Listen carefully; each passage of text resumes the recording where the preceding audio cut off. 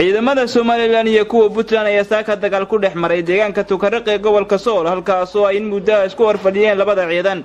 dagaalkan oo ahaa mid xoogan muddo lagu qiyaasay 4 saacad socday ayaa sababay khasaare dhimasho iyo dhaawac leh iyo sidoo kale gaadiid la kala qabsaday.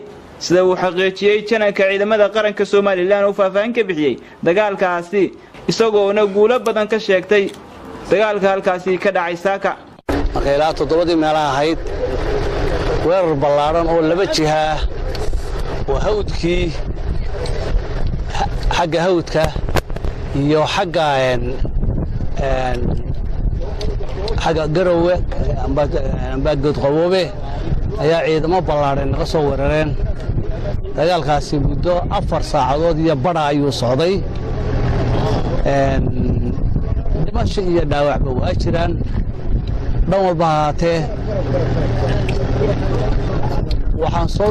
waan ka saaray god qaboobe iyo aagii waana jabinay labadii aagba. waxaan ka qabsanay 6 baabuur oo mitaangi yahay ayaan ka qabsanay. dhaawac maxaabiis badan waan ka qabanay, dhaawac badan waa la hayaa. intii dhulkii ay joogana annaga joogna hadda ciidanka qaranka jooga. inkastoo aan jeclayn dhimashada labada ciidan ka dhex dhacday haddana waxa kalifay cidii soo qaaday baa kaliftay. maantana annaga guusha joogna waanan ka kaxaynaa geey joogeen. wadda Soomaaliland waxaan leeyahay marka hore ciid wanaagsan waa May mar labaadna ciidankiina wuu xaqana waa salaantii buu ka maray halkana wuu ka guuleystay. wasiirka horumarinta biyaha ee sidoo kale barasaabka gobolka Sool ayaa ka warbixiyay xaaladda dagaal ee saaka ka soo cusboonaatay deegaanka Tukaraq ee gobolka Sool. xuska aynu maanta u sameynay la soo noqoshadii madaxbannaanida Soomaaliland in xuskiisa Ilaahayna ku gaarsiiyo nabad baraaro bashbash iyo barwaaqo iyo aqoonsi caalamka ka yimaada. qodobka labaad aan ummadda Soomaaliland leeyahay ku kalsoonaada waxa weeye ciidamada qaranku waa ciidamo laba jeer ama marar badan oo hore aan idhi ciidamada qaranku waa ciidamo ku filan inay jawaab waafiya ka bixiyaan cid kasta oo qarankan soo gardaraysata.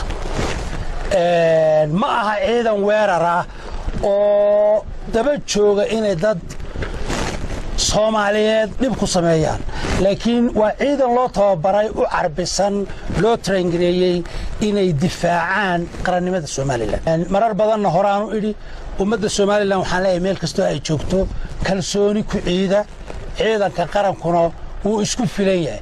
wixii waajibaadkiinu idinka yahay oo ciidanku taakulaynta uu idinka sugayo ayuun baa la idinka rabaa inaad mas'uul ka noqotaan. ciidanku wuu ku filan yahay inuu u jawaabo cidii soo daandaansata qaranka aynu runtii iyo calanka aynu hoosarsanayno. deegaanka Tukaraqeed saad la socotaan muddo hadda laga joogo ilaa 7 casho 6 casho waxaa socday tuur ay soo tuurayeen ciidanka maamul goboleedka Soomaaliya Puntland ciidamada qaranka fariisimahooda iyadoo haba yaraatay wax ciidanka qaranka tallaabo uu qaaday oo maanta ka horeysa aanay jirin. taana waxaan leenahay kulleed wixii dhacay jananka sheegay oo warkaa bixiyay. waxaan leeyahay shacab weynaha reer Soomaaliland meel kasta aad joogtaan ciidanka qaranku maanta wuxuu ku jiraa difaaca dalka, wuxuu ku jiraa dagaal, wuxuuna u taagan yahay inuu naftiisa iyo dhiiggiisa u huro ciidda Jamhuuriyadda Soomaaliland. annagu haddaan nahay gobolka Sool shacabkeeda iyo dadkeeda waa garab taagannahay. idinkana waxaa idinka rabaa shacabka gobolada kale ee dalka inaad muujisaan dareenkiina iyo garab taagantiin ciidamada qaranka. Mawlid Ali, Star TV, Laascaanood.